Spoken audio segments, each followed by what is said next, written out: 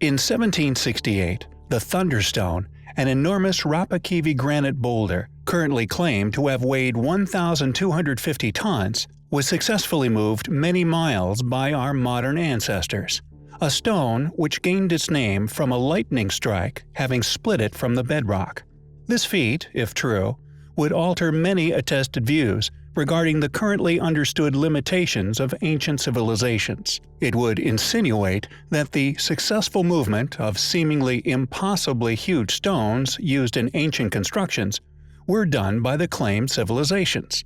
Sculpted by the French sculptor Etienne Maurice Falconet, and transported by Marinos Carburas, a lieutenant colonel in the Russian army, who was tasked with figuring out how to move the stone from Lanka, 6 kilometers inland from the Gulf of Finland, to its final location beneath a bronze statue of Peter the Great within St. Petersburg. Originally embedded deep within the ground in an area of marshy terrain, they had to develop revolutionary methods to transport the colossal stone. Waiting until winter to liberate the stone from the earth and attempt to move it over solid frozen ground. This, however, is where diligent research and academic assumption part ways. Although there are engravings of the stone, nearly in its original shape, seemingly being moved across the earth by manpower, many modern researchers of this event, along with a number of highly capable scholars, believe that these images were taken on the first day of the stone's transport. Many suspect that Catherine the Great, present at the event, was there only to witness the start of this arduous task.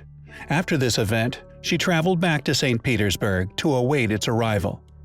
What's more, this first day, according to numerous reliable yet rarely academically shared sources, state that in its original form, these workers were only able to move the stone an inch.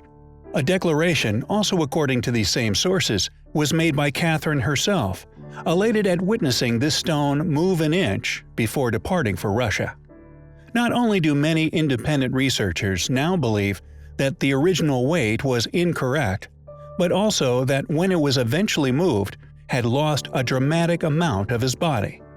Falconet had originally intended to cut the stone to a mere 600 tons before its transportation, and as the original stone was seemingly impossible to move when Catherine the Great left for St. Petersburg. Furthermore, now in position and attributed as over 1,000 tons in weight, this is also an academic fallacy. As Graham Hancock's website puts it, quote, "Seen from the back, the stone is about 3 meters wide at the top and 6 meters wide at the base. If it were shaped like a perfect cube, its weight would be some 1,200 tons.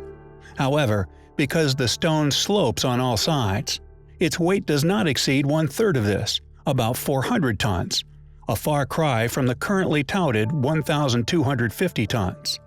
It's claimed that, at 1,500 metric tons, the Thunderstone is the heaviest stone ever moved by human power, and that this is supposed to be a proof that no advanced technology was needed for the transport of colossal ancient stones.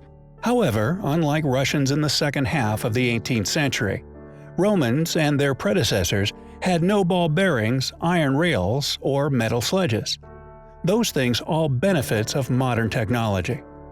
As much as one has to admire Falconet's engineering achievement, what he has proved is that technology of the late 18th century was indeed capable of transporting large megaliths."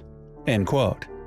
It seems that the Thunderstone, being used as a proven example of primitive techniques and civilization, able to have constructed the currently unexplained sites which dot the Earth. However, like with many other academic explanations as to the construction of these sites, it is not only contradictory to the facts, but based on a faulty premise.